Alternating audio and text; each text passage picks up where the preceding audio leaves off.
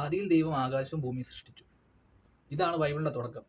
On the first day ദൈവം കൽപ്പിച്ചു വെളിച്ചം ഉണ്ടാകട്ടെ എന്ന്. അങ്ങനെ വെളിച്ചം ഉണ്ടായി.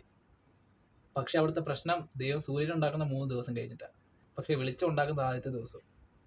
വെളിച്ചം ഉണ്ടായത് പോട്ടെ, സൂര്യനില്ലാതെ 4 ദിവസം കഴിഞ്ഞു. നമ്മൾ ഓരോ ദിവസം കണക്കാക്കുന്ന സൂര്യൻ ഉദിച്ചിട്ട് അസ്തമിച്ചിട്ടുമാണ്. ഇവിടെ സൂര്യനില്ലാതെ വെളിച്ചം ഉണ്ടായി, സൂര്യൻ ഉദിക്കാതെ അസ്തമിക്കാതെ 4 ദിവസം കഴിഞ്ഞു. അതിനും ശേഷമാണ് സൂര്യൻ ഉണ്ടാകുന്നത്.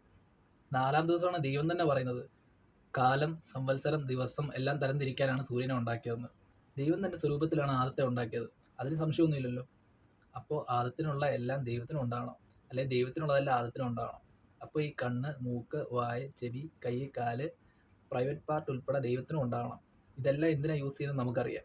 അപ്പോൾ ദൈവം ഈ കണ്ണും മൂക്കും വായും എല്ലാം നമ്മൾ യൂസ് ചെയ്യുന്ന പോലെ യൂസ് ചെയ്യുന്നുണ്ടായിരുന്നു. അപ്പോൾ അതങ്ങനെ ദൈവമാകുന്നത്. ദൈവത്തിന് കാഴ്ച വേണോ, ശ്വാസം വേണോ, ആഹാരം കഴിക്കണം. ഇതെല്ലാം ചെയ്യുവാണെങ്കിൽ അദ്ദേഹം ഒരു ദൈവം അല്ലാതാകത്തില്ലേ? സൂര്യൻ ഉണ്ടാകുന്നതിന് മുമ്പ് തന്നെ ചെടിയും മരങ്ങളും ഒക്കെ ഉണ്ടാക്കി. പക്ഷേ ചെടിയും മരമൊക്കെ വളരാൻ സൂര്യൻ വേണം.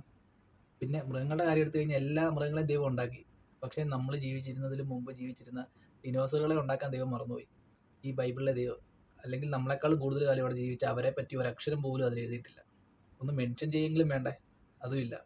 പിന്നെ സ്ത്രീവിരുദ്ധത ബൈബിളിലുണ്ട്. കാരണം ഉൽപ്പത്തിയിൽ തന്നെ എഴുതിയിരിക്കുന്ന പുരുഷൻ്റെ വായിൽ നിന്നാണ് സ്ത്രീയെ ഉണ്ടാക്കിയത്. ദൈവത്തിന് അങ്ങനെ ഉണ്ടാക്കേണ്ട ഒരാവശ്യമില്ലല്ലോ. ഒരു പുരുഷൻ്റെ വായിൽ നിന്ന് സ്ത്രീയെ ഉണ്ടാക്കേണ്ട ആവശ്യം ദൈവത്തിനില്ല. അത് ആ പുരുഷന് തുല്യനായിട്ട് ഒരാളെ ഉണ്ടാക്കണമായിരുന്നെങ്കിൽ ദൈവത്തിന് അതുപോലെ തന്നെ മണ്ണിൽ നിന്ന് കുഴച്ചുണ്ടാക്കാമായിരുന്നു. ഇവിടെ സ്ത്രീ താഴെയും പുരുഷൻ മേളിലും എന്നൊരു കൺസെപ്റ്റ് കൊണ്ടുവരാൻ വേണ്ടിയാണ് അങ്ങനെ എഴുതി വെച്ചേക്കുന്നത്. ഇത് എഴുതിയവനും അത് തന്നെയാണ് വേണ്ടത്. നന്മ തിന്മകളെക്കുറിച്ച് അറിവുള്ള ഫലം കഴിച്ചപ്പോൾ അവരുടെ കണ്ണ് തുറന്നു, അവർക്ക് നാണം ഉണ്ടായി. അപ്പോൾ തന്നെ അവർ അത്തിയിലെ തുന്നി വസ്ത്രം ഉണ്ടാക്കി. നമ്മൾ പരിണാമത്തിൻ്റെ ഓരോ ഘട്ടത്തിലൂടെ വന്ന കാര്യങ്ങൾ ഇവിടെ ഒറ്റ സെൻറ്റൻസ് തീർത്ത് കളഞ്ഞു. പിന്നെ പറയുന്നത് വെയിലാറിയപ്പം ദൈവം നടക്കാൻ ഇറങ്ങിയെന്ന്. ഏദൻ തോട്ടത്തിലെ വെയിലൊക്കെ കുറഞ്ഞപ്പോൾ ദൈവം നടക്കാൻ ഇറങ്ങി. ദൈവം നടക്കാൻ ഇറങ്ങി വെയിലാറിയപ്പോൾ. ദൈവം അവരോട് ചോദിക്കുവാണ്, നിങ്ങൾ എന്തിനാണ് ഒളിച്ചിരിക്കുന്നത്, നിങ്ങൾ എന്തിനാണ് ഭയപ്പെടുന്നതെന്ന്. അപ്പോഴാണ് ആദം പറയുന്നത്, നീ തിന്നരുതെന്ന് പറഞ്ഞ വൃക്ഷത്തിലെ ഫലം ഞങ്ങൾ തിന്നു. പക്ഷെ ദൈവത്തിന് ഇത് അറിയത്തില്ല, അവർ തിന്ന കാര്യം. അവർ പറഞ്ഞതിന് ശേഷമാണ് ദൈവം തന്നെ ഇക്കാര്യം അറിയുന്നത്. അപ്പോൾ തന്നെ ദൈവം അവർക്ക് ഇഷ്ടം കൊടുക്കുന്നു, നിങ്ങൾ ഏന്തോട്ടത്തിൽ നിന്ന് ഔട്ട്. ആൻഡ്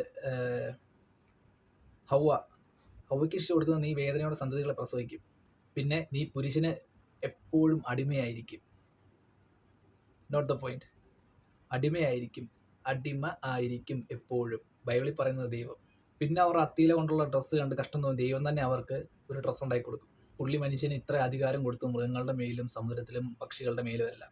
ലാസ്റ്റ് മനുഷ്യന്മാർ പുള്ളിയെ തേച്ച്. പിന്നീടെന്ന് പറഞ്ഞാൽ ഒറ്റ സ്കിപ്പായി. ഇവർ പുറത്താകുന്നു, ഇവർക്ക് 2 മക്കൾ ജനിക്കുന്നു, അവർ രണ്ടുപേരും പണിക്ക് പോകുന്നു. ഒരാൾ കൃഷിക്കാരൻ, ഒരാൾ ആടിനെ മേയ്ക്കുന്ന ആൾ. ആടിനെ മേയ്ക്കുന്ന ആൾ ദൈവത്തിന് ബലി കൊടുക്കും, മറ്റേ ആൾ അവന് കിട്ടിയ ഫലങ്ങൾ ദൈവത്തിന് മുന്നിൽ സമർപ്പിക്കുന്നു. പക്ഷേ ദൈവത്തിന് അത് ഇഷ്ടപ്പെട്ടില്ല. പച്ചക്കറി ഒന്നും കുടിക്കത്തില്ല. ബലിയാണ് ദൈവത്തിന് ഇഷ്ടപ്പെട്ടത്. അങ്ങനെ ദൈവം ബലി കൊടുത്തൊരു പ്രസാദനാകുന്നു.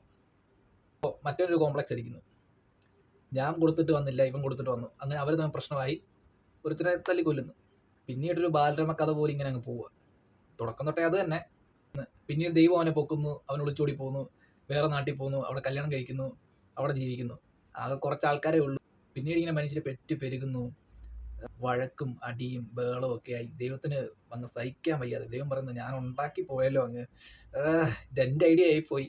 എന്നിട്ട് ദൈവം പറയുന്നു, എല്ലാത്തിനെയും ഞാൻ നശിപ്പിക്കാൻ പോകും, എല്ലാത്തിനെയും, ഒറ്റ എണ്ണത്തിനെ ഞാൻ ബാക്കി വെക്കത്തില്ല എന്ന് പറഞ്ഞിട്ട് ഇങ്ങനെ നിൽക്കുകയാണ് ദൈവം. അങ്ങനെയാണ് നമ്മുടെ നോഹയുടെ എൻട്രി. ബാക്കി നമുക്ക് അടുത്ത എപ്പിസോഡിൽ.